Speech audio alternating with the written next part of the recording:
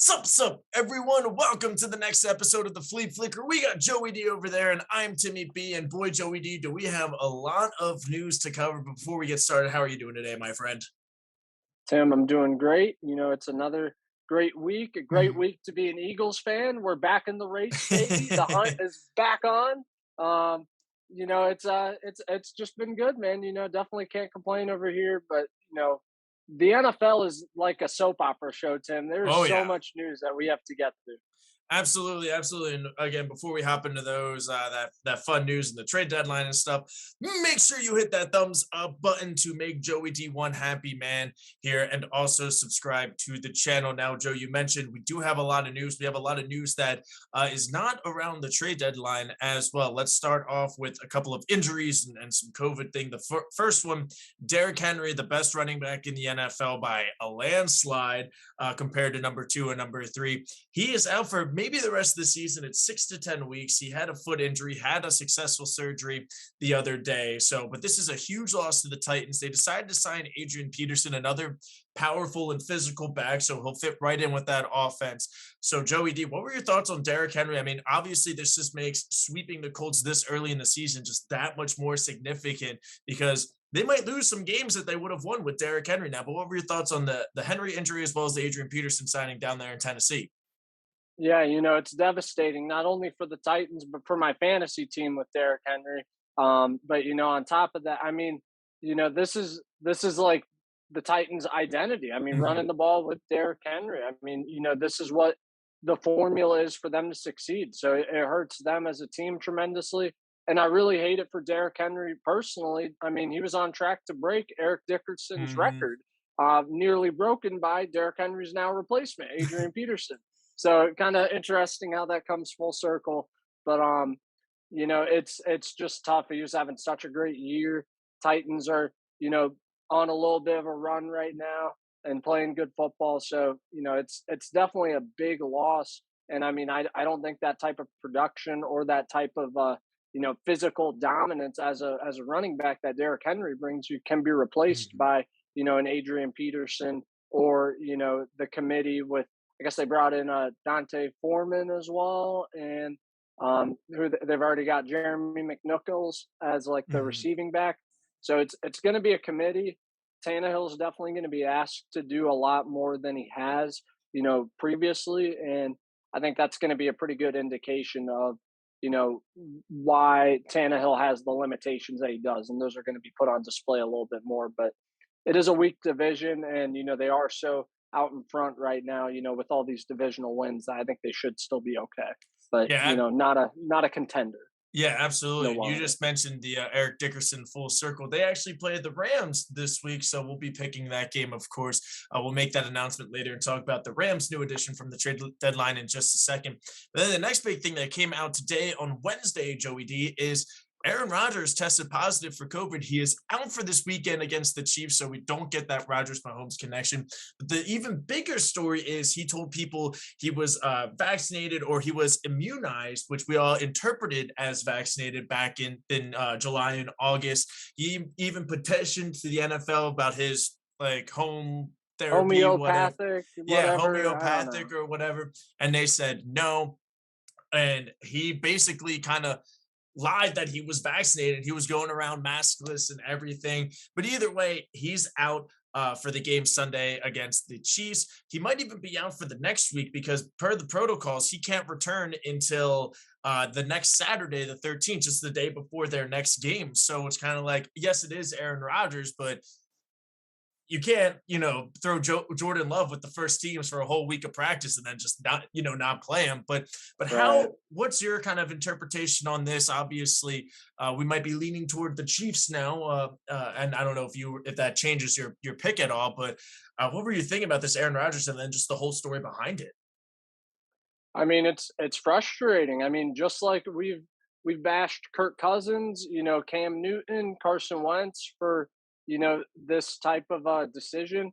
I mean, Mhm. these decisions have consequences, and these are the consequences. You test positive now, you're letting your team down. In an important year for yourself as well, Mhm. Aaron Rodgers. With all this drama, it just comes across very selfish, especially with him not really being honest or truthful or, completely truthful with his status. So it's definitely disappointing for a guy that, is having a good year. The Packers are playing well. They're on a hot streak right now. Mhm, And, for something like this to come out, it's definitely very frustrating and something that, can definitely derail the season.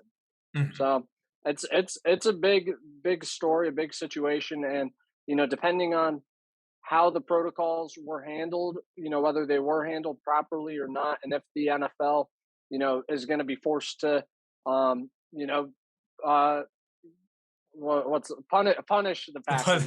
But Um, Sorry, I had a brain part there, and take away draft picks or fine them or whatever. I mean, it's not a good situation at all. And like I said, the NFL is a soap opera because we're still not done. yeah, yeah, and I was kind of leaning toward the Chiefs anyways. I still think it might be a close game now that Jordan Love had probably a full practice today, tomorrow, and then Friday as well. So I think he'll be a little bit ready, especially given the state of the Chiefs defense. We'll talk about that toward the end of the episode when we recap all of the games. But yeah, those are two big injuries and COVID protocols. We'll see how that all plays out for Tennessee, replacing the best running back in the NFL, and then the Packers. Whatever happens with that, if there's any harsher penalties besides Aaron Rodgers just missing maybe this week and maybe next week as well. But we also had um, some sad news is that former Raiders wide receiver Henry Ruggs was drinking and driving. He was going 156 miles an hour. Unfortunately, he got into a crash, and we lost the life of somebody else and somebody's family, friend, sister, brother, mother, whatever. But yeah, the Raiders released him immediately. Henry Ruggs probably done in the NFL, just ruined his chances. Joey D, any thoughts on the Henry Ruggs thing? You know, I don't want to dive too much Yeah. this, especially while it's still so raw. Mhm. You know, again, your actions have consequences. And that's really all it is. You're an NFL Mhm. player. You have plenty of money and the ability to, you know, like in an age right now where I can call an Uber when I need a ride. As an NFL player, you can afford to have a personal driver take care of you. It's it's just poor, very poor decision making, and it had a really, really tragic outcome. So, a lot of prayers up for everyone involved, and it's a very unfortunate thing to see for a young, promising wide receiver with a bright future ahead of him. Kind of flush it all down the drain, and one poor decision. Absolutely. And if you, the viewers, ever need a ride, don't hesitate to call me or Joe. We'll do what we can to give you a ride. I can't guarantee we'll pick you up, especially if you do live across the country or across the world, but we'll do whatever we can to call yourself an Uber or a taxi. But now, Joe, let's move on to the NFL trade deadline. And this is really interesting because in baseball, it's a huge day. Like there's a bunch of trades happening. NBA, it's also kind of big. NHL kind of here. The NFL, the trade deadline has always been kind of weak. There's a couple of little small deals here and there, not too much of a, I guess, a blockbuster move. But this year we did have one with the Broncos sending Von Miller to the LA Rams. Obviously, the Broncos are looking at the rest of their division saying, hey, let's get some compensation for Von Miller. The Rams upgrade their defense. Aaron Donald and Von Miller are on the same defensive line, Joe. That's going to be scary and a favorable matchup this weekend against Tennessee, especially without Derrick Henry. But Joey D, what were your thoughts on the Von Miller trade and I guess any other deals in the NFL? Like I said, I mean, a couple small deals here and there, but nothing that was whoa like the Von Miller one. Right. Yeah, I think the Von Miller one is definitely the most important and Mhm. the one that's going to have the most effects and ramifications throughout the NFL. I mean, with the Broncos, they're saying that they're not, in a rebuild and, they're still contending. But I mean, obviously, when you trade away your best player and at an important position, that's pass rush like Von Miller, and especially a guy who's been, the face of the franchise Oh since yeah. he got drafted, truly.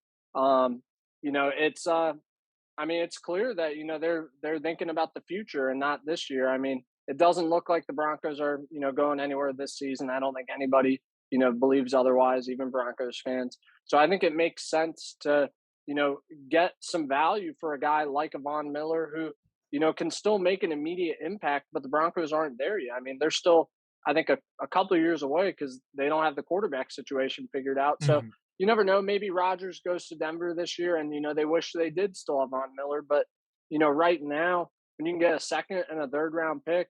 And I'm not sure what the situation with the salary cap was. I can't recall I if believe the Broncos are paying the majority, which is why it was a second and third. right, I think they're paying 9 right. of his 9.5 or something like that.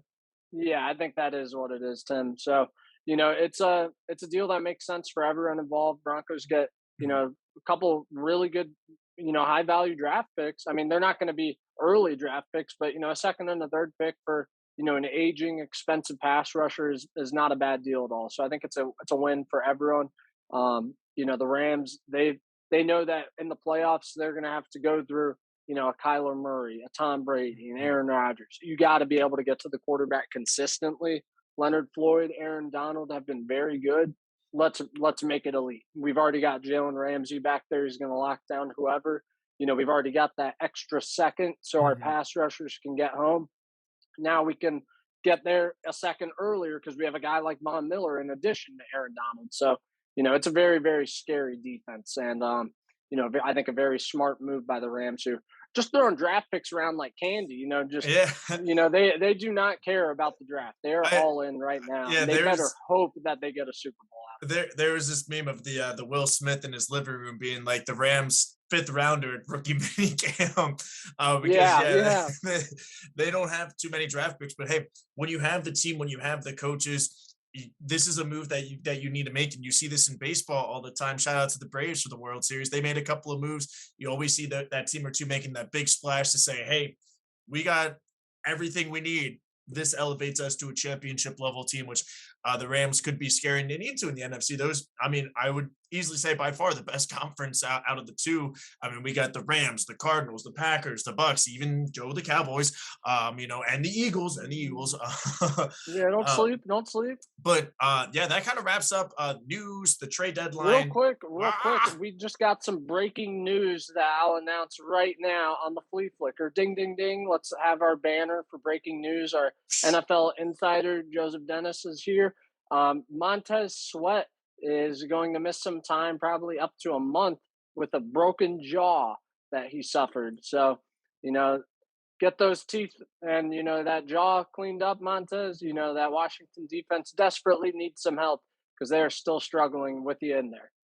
Yeah, absolutely. So that's interesting. Broken jaw, man. I couldn't imagine that. That has to be a painful injury That for sure. sucks. Yeah. That's How do you get like the protein you need as an NFL player when you can't eat meat or bite into anything? It's got to be all like shakes, right? He's gonna be having some meat milkshakes. It looks like.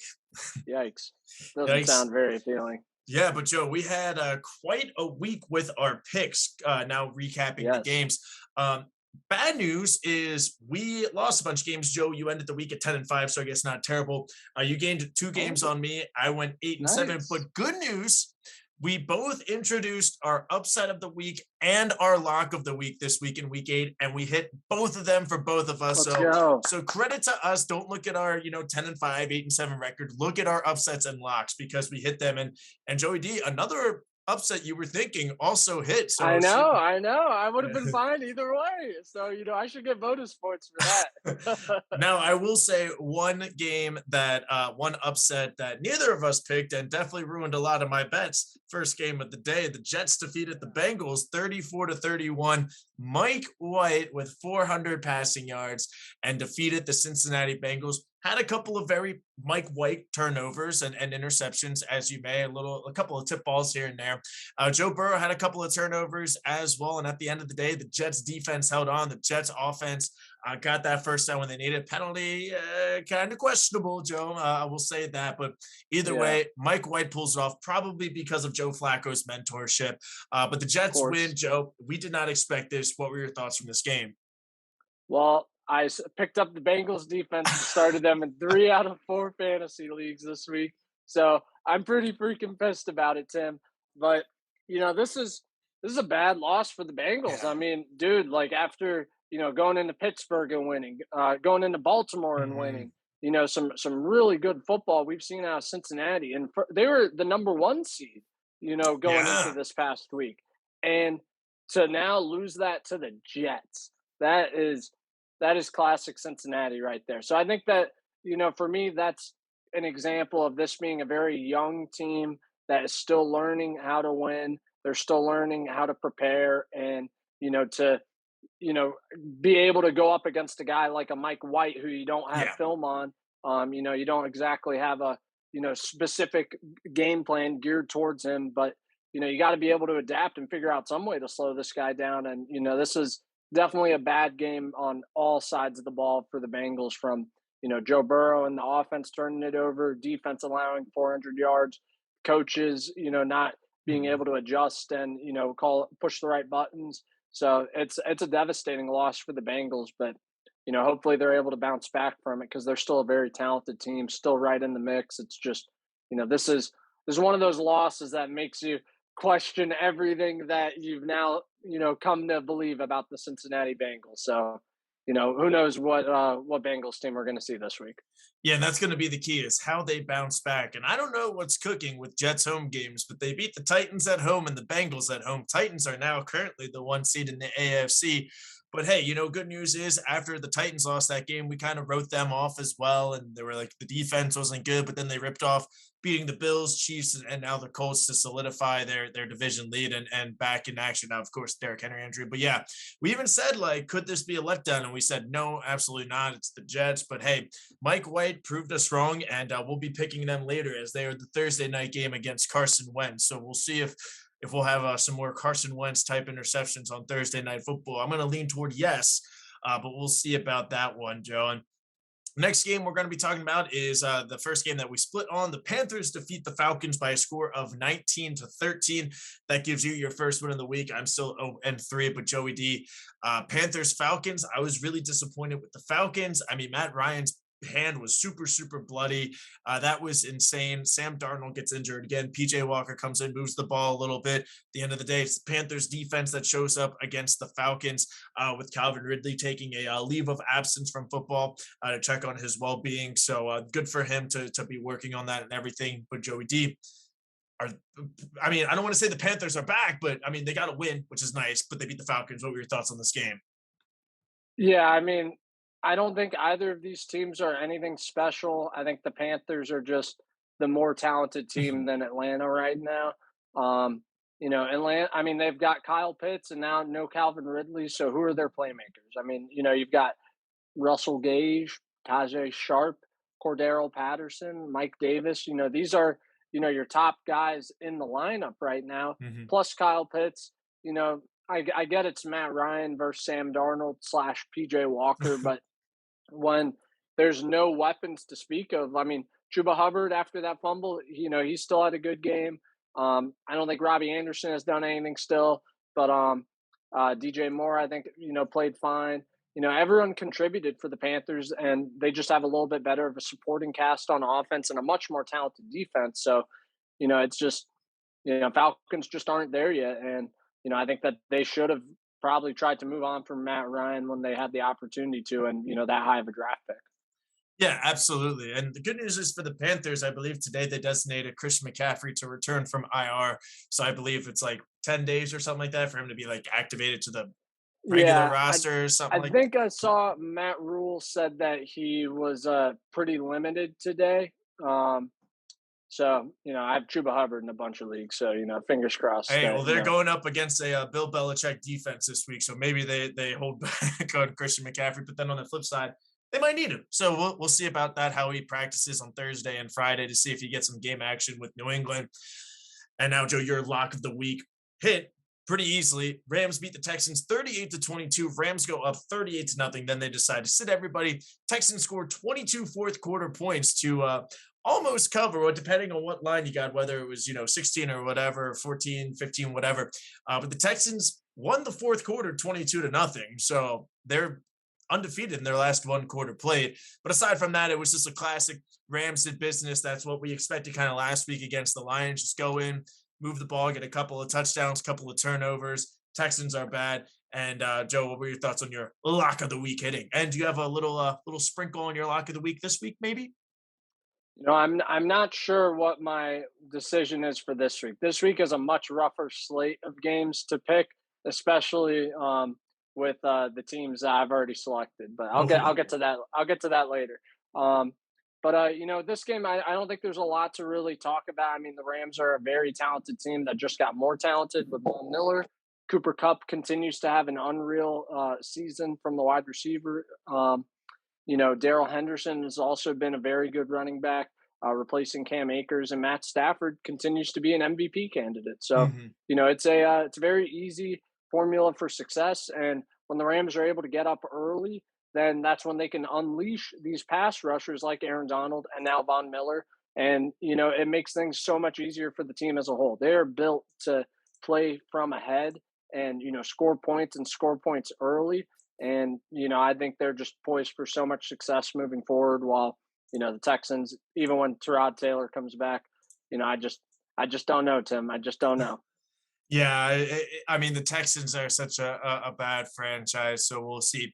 I do think the Oh, and we forgot to mention in trade deadline news what did not happen. Deshaun Watson did not get traded to the Miami Dolphins, who they are playing this week. Um, it's I guess it's probably a good thing that he hasn't yet. I mean, it's going to be interesting to see how it plays out in the off season, see if there's any you know resolution to his situation. But it's definitely all we know now is it's still not going to be cleared up. yeah, yeah, and I think I was reading something where somebody made a good point where it was like he could not play for like depending on like the lawsuits and everything. It's like these could take like a year, year and a half, even 2 years to like really unfold and everything like that. So a smart move by the Dolphins, I think we'll see about that. But speaking of those Dolphins, Joe, they went on the road to the Buffalo Bills and played a great game. It was tied 3-3 at half, but the Bills pulled away in the second half, winning 26-11. That was my lock of the week, so that hit. You were a You little were concerned. scared. Yeah, I was You not. were scared. Never a doubt, baby. Never a doubt with Josh Allen and the Bills. But you even said it, Joe, when I picked him as my lock. You were like, oh, hold on now. This is a division game, a game the Dolphins, could play a good game. But at the end of the day, Bills came off a bye. Right. Little slow in the first half. In the second half, they pick it up. Stephon Diggs getting a touchdown. Josh Allen moving the football. Then on the flip side, two in the Miami offense didn't look that terrible. Now, still pretty bad. Good news is you just mentioned they do play the Texans this week. But what were your thoughts from, I guess, maybe the Bills' slow first half, but then picking it up in the second half? Yeah, I mean, this Bills defense has been really good and really Mhm. underratedly good this whole season. Um, this Miami offense, I mean, Tua still does not look like the answer to me. I mean, only 3 points in the first half, 16 points total against a divisional opponent. When you're fighting for your life as a Miami team, I just don't think that Tua's the guy for them. So I understand why they're going after Deshaun, but this team has one win, and I don't see it getting much better from here. I mean, this is just a not they're not playing well, they're not playing hard, they're committing penalties. Last year and the year before, that defense and special teams was forcing turnovers and scoring touchdowns at an absurdly high rate. It just wasn't sustainable, and this Miami offense has not been able to you know help out that defense that's struggling this year. Someone's got to score points, and it's supposed to be the offense, and it's Yeah. not happening. So, you know, when you're going up against a team like the Bills and you have a team like the Bills in your division, you have to be able to keep up. And, you know, I just don't see that, happening really this year. So I'm all about it right now. The Dolphins pick is number 2 overall, which the Eagles hold.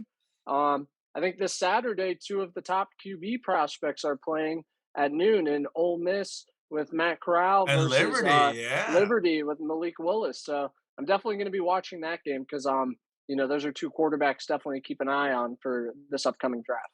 Yeah, absolutely. And they're playing the Texans, so that probably will be a win for them. So that might hurt that number 2 draft pick. I don't know, Tim. I don't know. James was talking to me about how risky I was feeling for our survivor pick and said, "What about Miami?" I'm like, "Dude, I don't know. I don't really want to bet on Miami right now with how they're playing." And you know, I mean, Houston, like we've seen them be able to at least move the ball. Yeah. Some Oh, games, yeah. like you know, so I don't love that. I feel like I could see Houston getting that win, which I would be all about. That would be perfect. But it's it's not looking great for Miami is where I'm at right now. Yeah, absolutely. And the team with the number one pick, Joe, the Lions, well, they played your Philadelphia Eagles, and the Eagles dominated just how you should do when you play the team like the Lions or the Texans. Eagles win 44-6. We both said it might be a little bit close, but this was never a doubt, Joe. They actually turned the game off here to the 49ers and Bears, which was a little bit more competitive. I'll say that. But yeah, that's exactly what you got to do with the Lions. I think somebody said it best. They were like, I woke up Sunday morning. I saw like 80% of the people or 80% of the money in Vegas was going on the Lions. And he was like, at that point, I should have just said Eagles are winning by 40 because they did. But as an Eagles fan, Joe, what did you like from this game against the Lions? Like, what did you see? Any updates on you as an Eagles fan and the way that the team performed?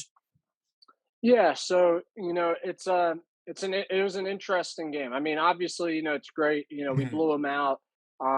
I'll start with the defense because I thought the defense had a phenomenal game.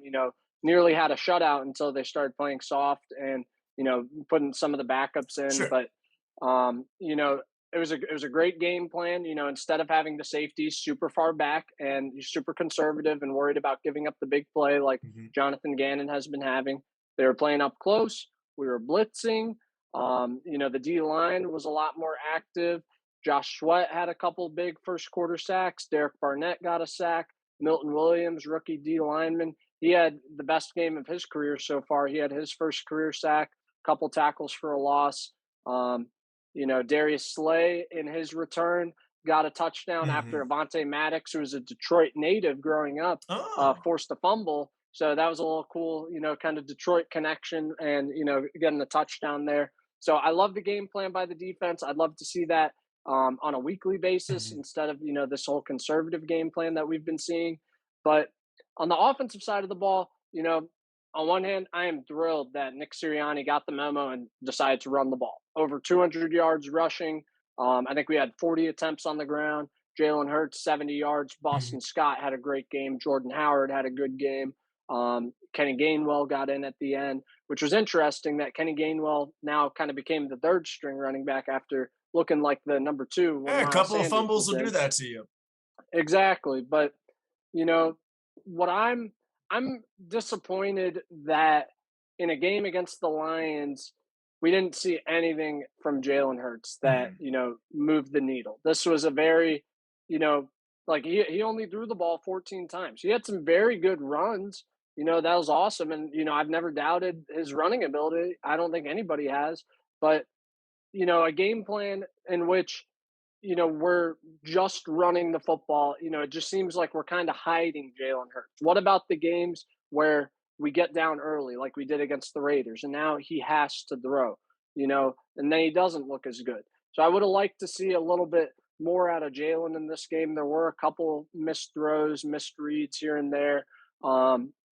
But I mean, overall it was fine. He didn't turn the ball over. He didn't score any touchdowns. He led multiple scoring drives. Um, but again, he just wasn't asked to do much. So I just wonder, this week we got the Chargers. They have a suspect run D, but what if they stop the run and they get out early? Now Jalen's asked to throw the ball more. I just don't know if that's a sustainable offense, and if that is an indication of the Nick Sirianni and the team's lack of confidence in Jalen Hurts. So, that's kind of my only gripe Mhm. with it. I just didn't learn anything about Jalen Hurts, and in a game in which him and Devontae had the Mhm. opportunity to go off, if that was the game plan, then we just didn't see that. So, in a game where we should have been able to win easily either way, I would have liked to see something from Jalen Hurts that was encouraging. Instead, we went with a game plan where I like the game plan. I think that's the way for us to win. Run the football, use Jalen to run the football, and pass off of play action, and just manage the games. I don't know why we don't do that more if we're trying to win. So maybe we are trying to assess Jalen Hurts a little bit more, and that's what the season's about. Maybe they've already made that decision. Hey, Gardner Minshew got in this game in the fourth quarter. Hey. So I don't know, Tim. It's great that we got the win. Especially not feeling good about it going into this game. We're still in the hunt. We've got a very easy remainder of the schedule. A lot of winnable games, but I just didn't see anything from Jalen Hurts that makes me think that he's going to lead us to the playoffs or, be the guy. So, it's still kind of, I'm kind of meh after this game, even though it was a great win. Yeah, and that's just kind of where the Eagles are. Now, good news is you guys got the Chargers at home. It's their fourth time on the East Coast. So we'll see about that on Sunday, and also just a good gauge because the Lions are bad. So you should be doing that. So against a more competent team in defense, despite the Chargers' poor run defense, still a good team to go up against and really see where you guys stand with that.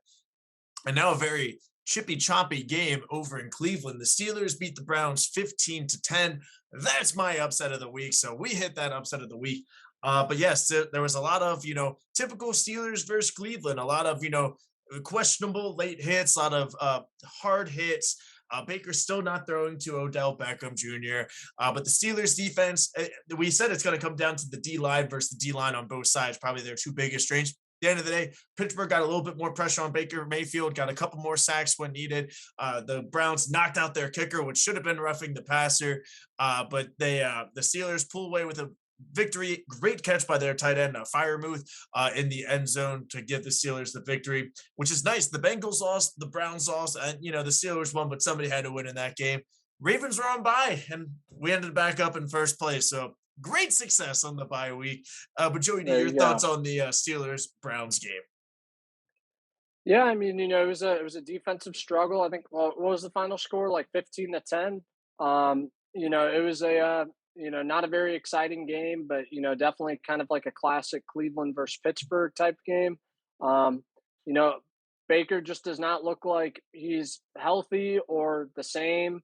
I don't understand why they're not throwing to Odell and what the situation is there, but we're hearing a lot of rumblings today that he might be on the move.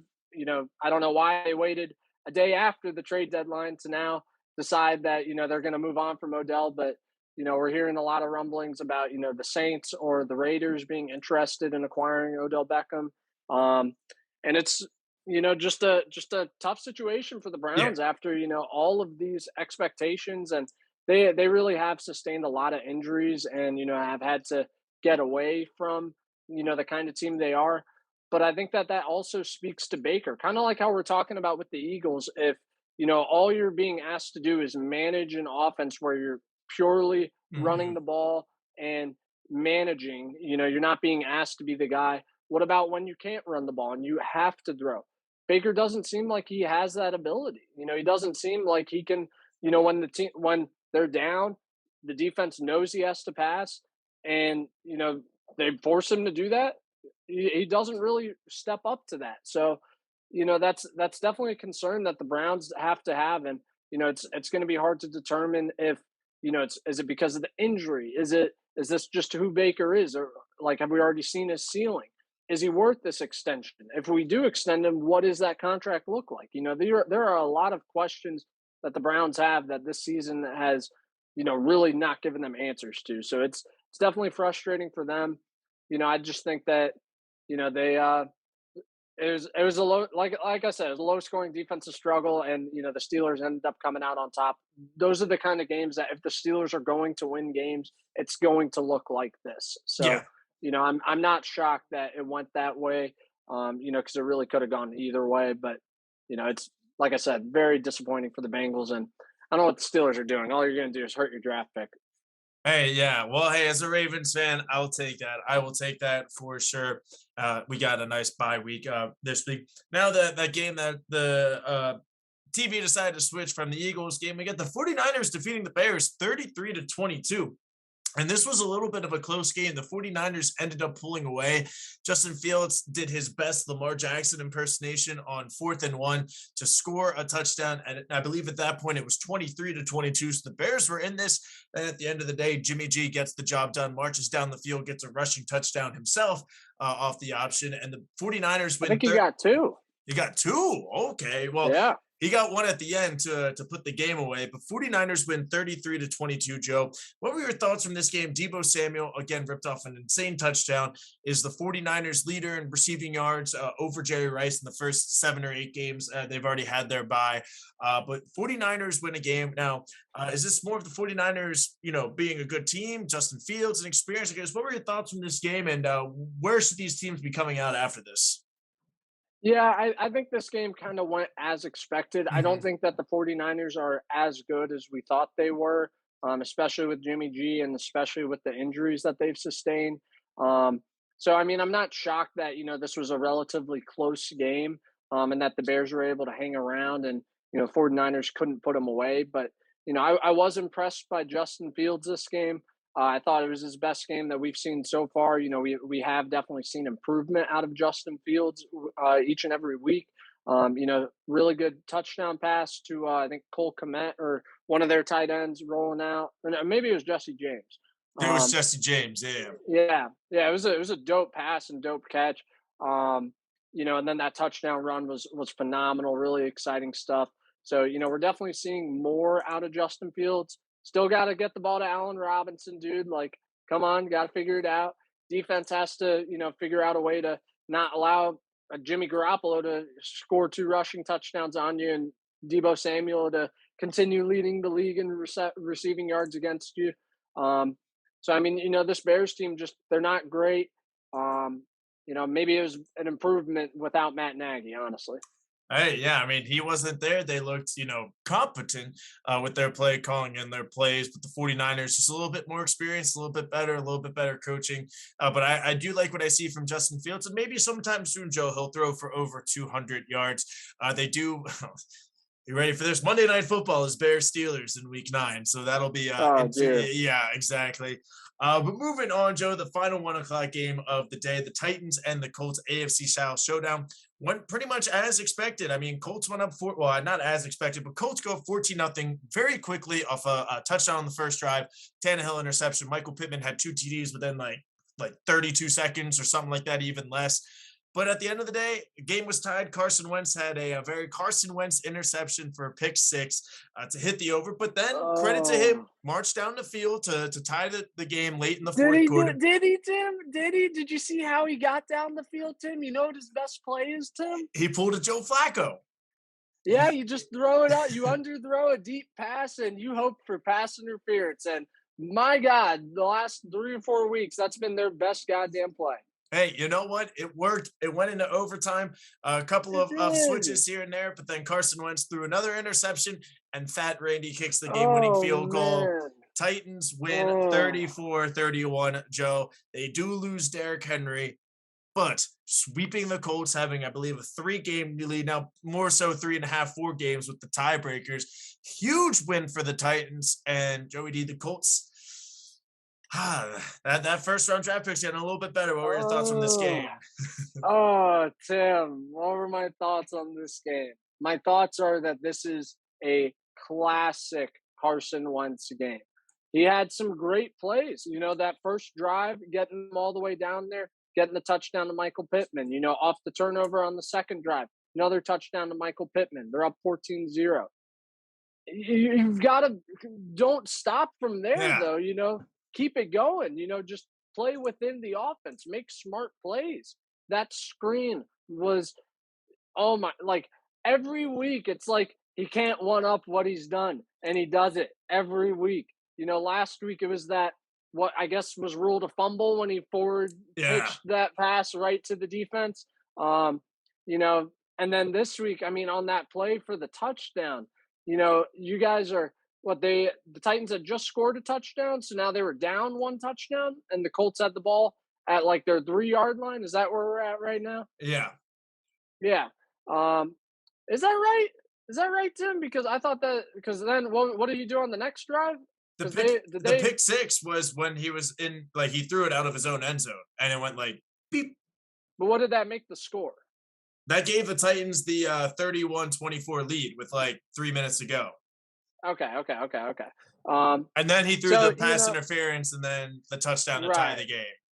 Okay, gotcha. I just wanted to make sure I have my timeline right. Because it's a tie game, and you're on your own 3-yard line. You have a screen pass dialed up, and it's not there. Right. Clearly, the running back is covered. He's on the ground. Just throw it at his feet and go on to the next play. You start backing up into your own end zone. You change hands and just throw it with your left hand.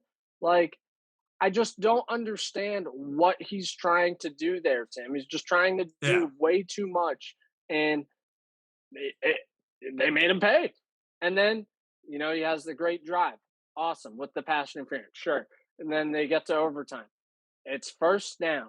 You've got Jonathan Taylor on a check down. You've got other receivers on a check down. You try to force it into triple coverage on first down, and you're intercepted. Yeah. Mm-mm. It's just classic Carson Wentz. Just take what the defense gives you. Play within the system. You don't need it all on one play. So he's a very exciting player. He's got all of the athletic ability, the arm strength, the mobility, whatever, the size, sure. But he does not understand that you can't make these plays. This is who he is at this point. I don't understand why people continue to try to make excuses for him or, just try to defend him for this. At what point do we just accept this is who this player is? He's Mm-hmm. been doing this his entire career. He has made some phenomenal highlight plays off of it. He has had some absolutely idiotic looking plays come off of it as well. It's just mind-boggling to me, and it's frustrating as a fan of him. If as an Eagles fan when he was on the Eagles, frustrating. On the Colts now, sure, it's incredibly frustrating. So I just don't know what to say, Tim. Look at these stats. Like, sure, going into this game, 8 touchdowns, 1 interception. Okay, sure. What do you have to show for it? Right. You got 3 wins. Come on. Let's stop playing around here. He's the reason why they are losing games. Yeah. Well, hey, that only helps the Eagles, Joe. It So does. It does only help the Eagles. 3 top 10 picks as of now. Stop the count, please, Tim. All right. Well, Joe wants the count to stop for those 3 top 10 draft picks. I feel pretty good that you're going to get 2 of them, one being the Dolphins and one being the Eagles. Colts, we'll see. I mean, they're We'll see. We'll see about us. We'll see about us. We could go on a run too, Tim. We are 1 game out from the 7th wild card spot. Yeah, and then you're gonna right behind the Panthers, who we beat. Then you're gonna play the Packers in the Nickelodeon game and lose by 50, and you're gonna be like, "Why? What? We have pick 20 now. Why are we doing this?" Maybe it's Jordan Love. I don't know. We'll see. All righty, Joe. We're now moving on to the 4:00 slate. First game, we have the Seahawks defeating the Jaguars 31-7. This game was done when the Seahawks went up 7-0. They end up going up 17-0 at halftime. And that's pretty much all I need to say. Tyler Lockett, 12 catches, 130 yards. Good morning, Tyler Lockett. Thank you for showing up finally. DK Metcalf had a couple of touchdowns. Trevor Lawrence looked bad. The Jaguars just looked bad coming off a bye. Joe, they had 12 men on the field. They called a timeout because they had 12 men on the field. Then the next play, they got penalized for 12 men on the field. So Jaguars really came off the bye looking awful. And at the end of the day, Seahawks, Jaguars, no matter who the quarterback is, Seahawks are going to win. Geno Smith moved the ball, scored enough points, got a kickoff return as well for the Seahawks. So Seahawks win 31-7. Joe, any thoughts aside from what I just said? There's not a lot, Tim. I mean, this Urban Meyer experiment, come on. What are we doing here? Let's stop playing around trying to sell tickets and try to win football games. Go hire an Eric Bieniemy if you want to go out and try to win. If it doesn't work, fine. I get it. But you tried. With Urban Meyer, you're just trying to sell tickets. I don't get it. Move to London already. My God. So Trevor Lawrence, dude, off a bye against the Seahawks defense that is struggling. They got 0? Was that right, Tim? They didn't score a point. They got shut out. No, they scored 7. He threw a touchdown. Oh, they scored 7. Okay. I mean, come on, Trevor. Get it together, man. That's that Clemson, coaching and just quality of players that they produce. They do all this in college, and then what do they do in the NFL? Let me see someone doing what Deebo Samuel is doing right now. No, I'm with you on that one, Joe. We'll see about the Jaguars and Urban Meyer and Trevor Lawrence and that whole escapades.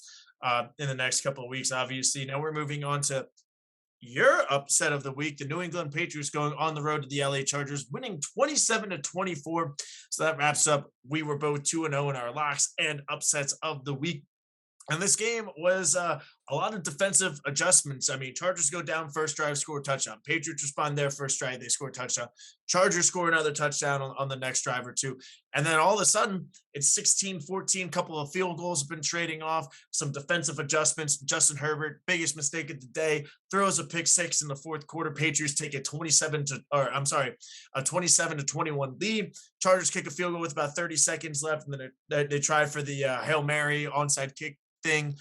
They didn't get it, but Patriots win 27-24, a game that the Patriots needed to win to stay in the AFC wildcard race, a game that and like we even said it, Joe, we were really high on the Chargers. Now we're, not as high on the Chargers. So what were your thoughts on this, and how does this kind of shake up the AFC playoff picture?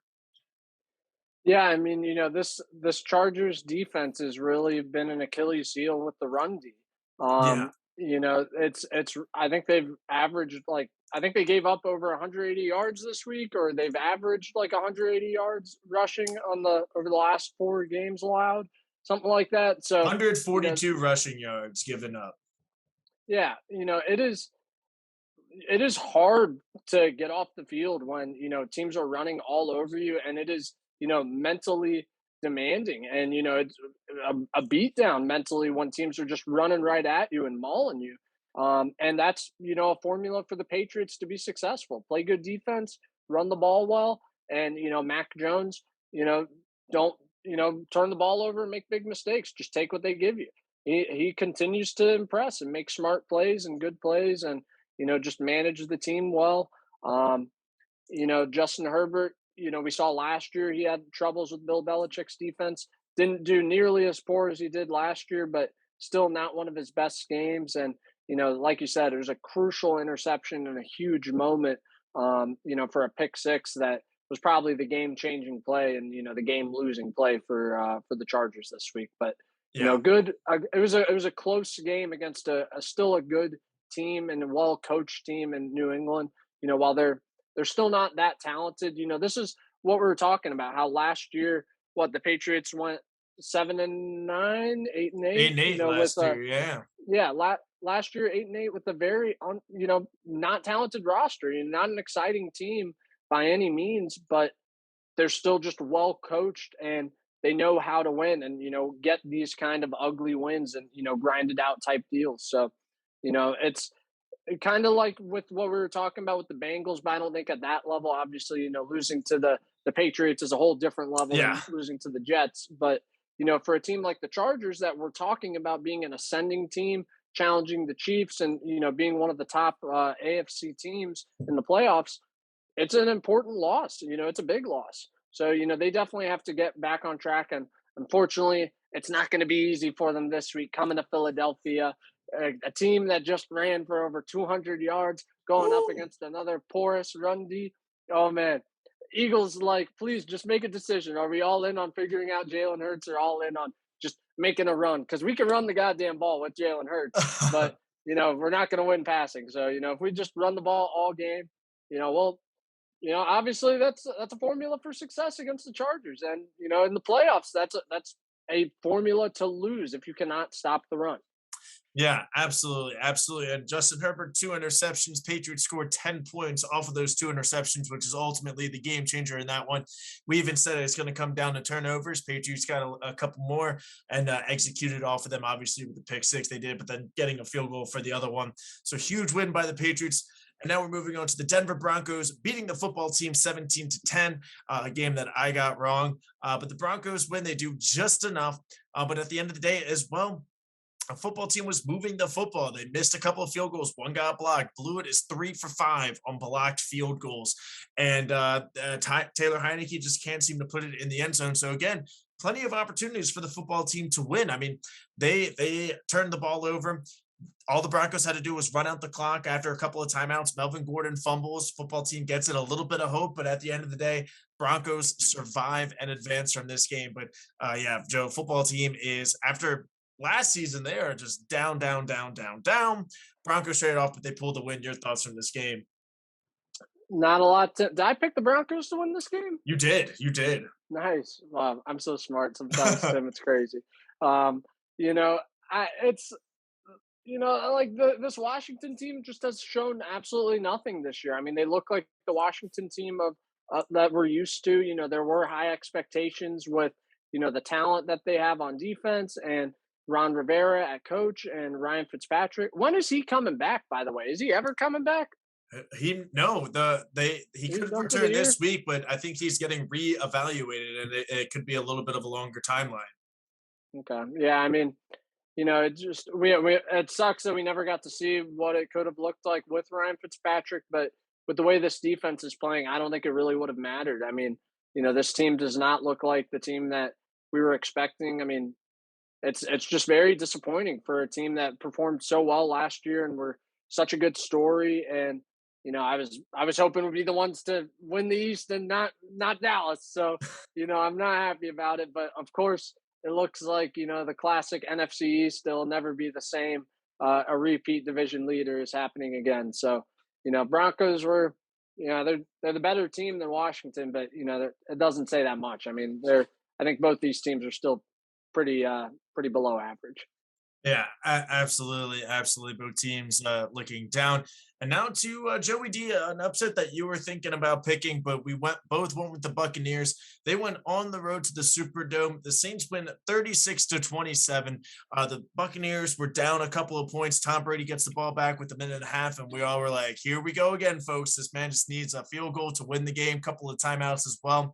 The first pass play almost was intercepted, and the second one was intercepted and taken back to the house. The Saints definitely have Tom Brady's number and the Buccaneers' number, but they were still moving the ball. Both teams were still moving the ball. Jameis Winston tore his ACL in the game. Trevor Siemian comes in and does just enough for the Saints to pull out the victory. Big key is the Saints defense getting those couple of turnovers, having Tom Brady's number, and kind of like the Patriots, executing off those turnovers and getting points some way, somehow. So Joey D, Buck Saints, what were your thoughts?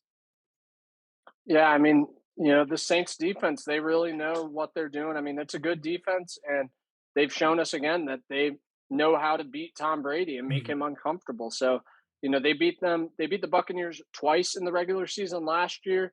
They beat them once this year in the regular season. We'll see what happens again.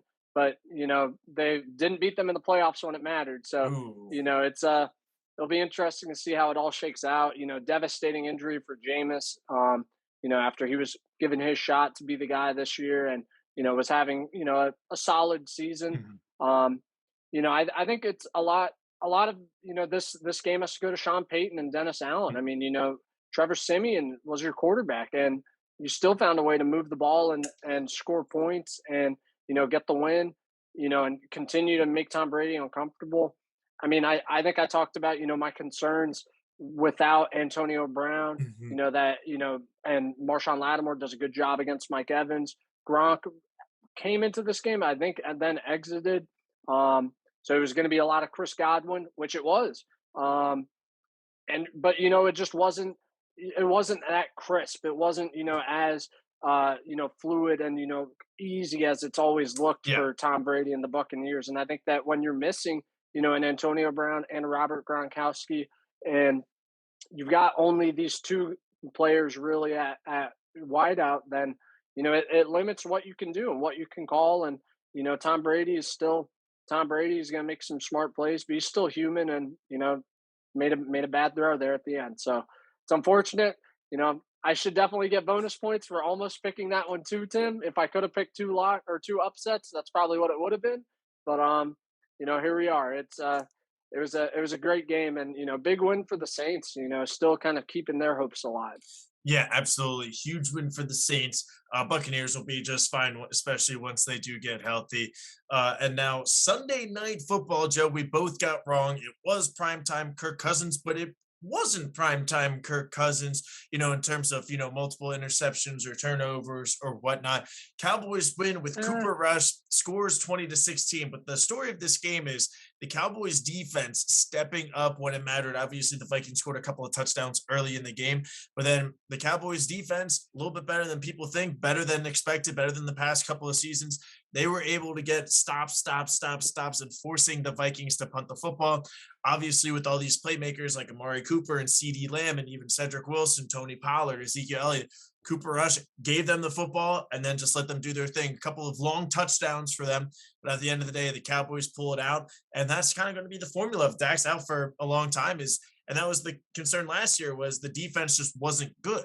Now the defense is a little bit better, a little bit upgraded. So it's kind of like, hey, if you can keep a team under 20 points, we feel confident in our playmakers and Cooper Rush getting them the ball in their hands to make plays. And that's exactly what happened.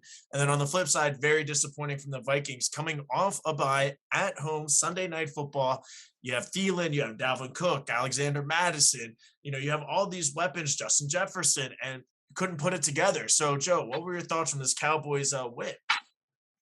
I actually thought it was a very classic Kirk Cousins Sunday Night Football game, primetime Kirk. I mean, while he might not have had the flashy turnover or crazy big play that was a game losing play, he was consistently throwing short of the sticks, not pushing the ball down the field, he just plays soft. He plays afraid. He's just not that guy. So I don't think that this is so much about the Cowboys defense than it is about just Kirk Cousins' ineptitude.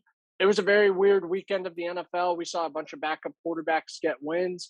Geno Smith, Trevor Siemian, Mike White, Cooper Rush, Mike White, the GOAT of all GOATs, obviously. So it's a weird weekend in the NFL, Tim. I'm gonna just kind of put it down to that. I still don't believe in the Cowboys. It's only a matter of time until this crumble and implosion, arrives. And, I can't wait to watch it. But, big win for Cooper Rush. I'm happy for him. It's always cool to see a backup come in and play well. Shout out Nick Foles, the backup among all backups. But, it's like I said, I think that, this is how does Kirk Cousins lose this game? How do you score 16 points? It's not, this Cowboys defense is not that good. You've got Justin Jefferson, you've got Adam Thielen, you've got Dalvin Cook, and you're just checking it down. You're just throwing the ball away, missed throws. It's not a lot of what's going to show up on the stats. But if you're a Vikings fan watching these games and watching this game, this is more of the same. All of the issues that Kirk Cousins has, where he's not an aggressive quarterback. He's not gonna make the throw if it's not wide open. He doesn't love to throw people open. And, he's just not that guy. It's primetime Kirk Cousins. He didn't show up. And, I'm not surprised. But, I thought I could trust him more than Cooper Rush, and I should have known. Primetime Kirk Cousins. He kirked hard. He kirked real hard. He did, and now they have a date in Baltimore with the Ravens in Week 9. In the final game of Week 8, Joe, we've made it to the New York Giants and the Kansas City Chiefs. I got another ad playing on the little Gamecast and update, but the Chiefs win 20-17. Patrick Mahomes had another interception. Didn't look that fantastic either. Credit to the Giants. Also credit to the Giants offense, keeping them in the game. I mean, they marched down the field. Chiefs get an interception, a tip ball interception.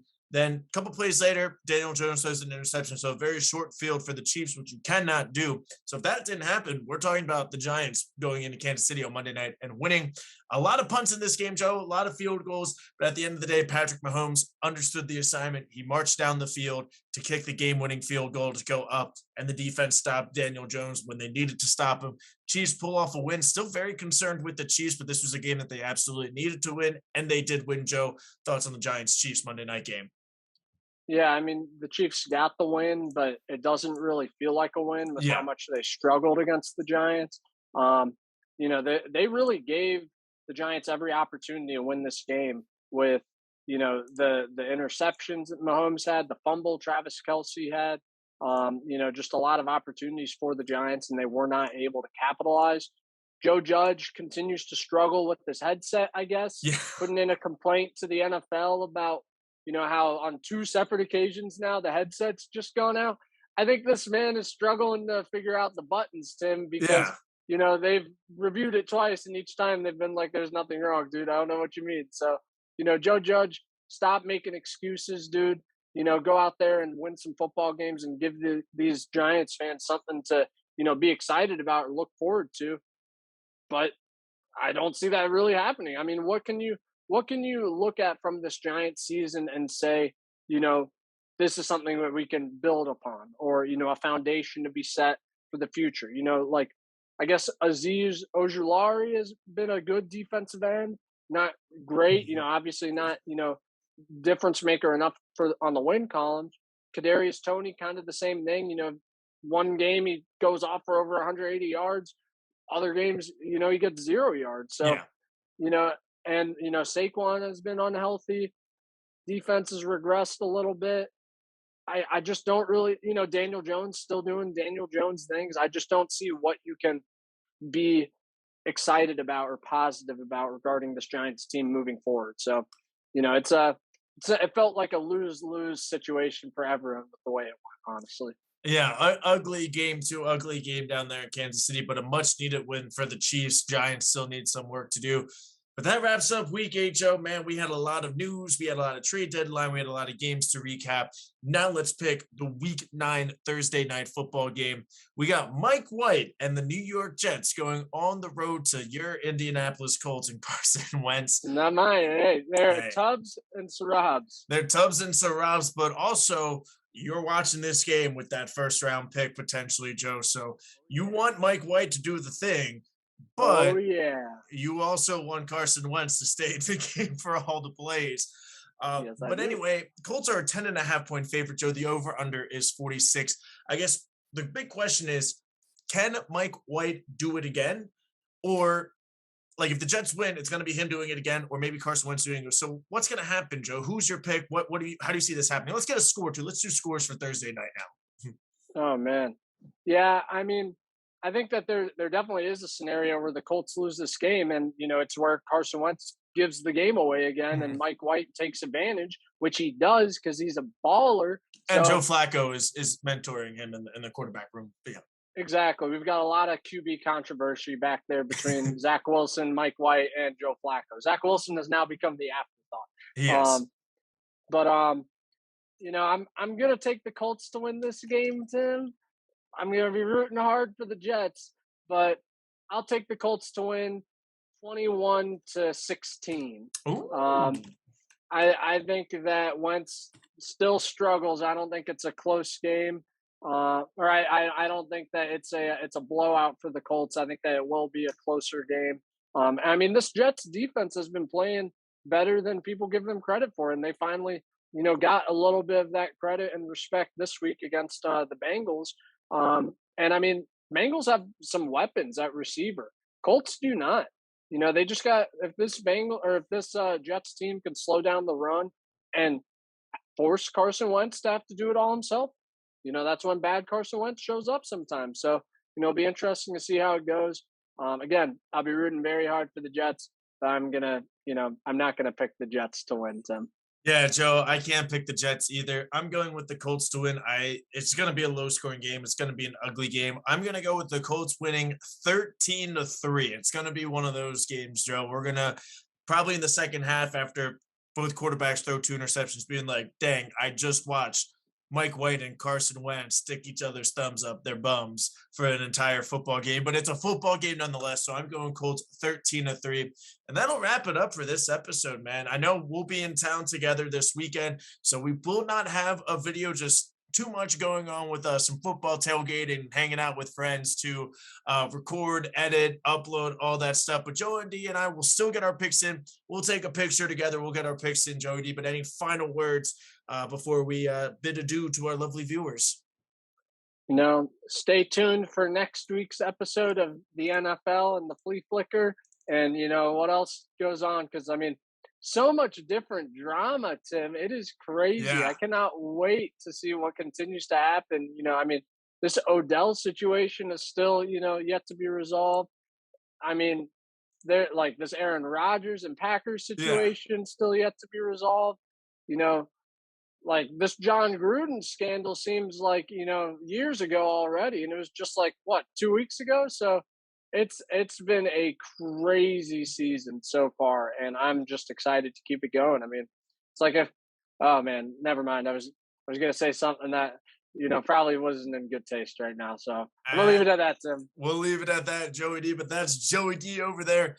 I'm Timmy B. Everybody, enjoy the rest of your day. Enjoy Thursday night football. Pay attention to my Twitter for our picks on Saturday or Sunday, whenever we decide to post it and retweet it and stuff. And we'll see you next week for our recap. And that's Joey D over there. I'm Timmy B. Peace.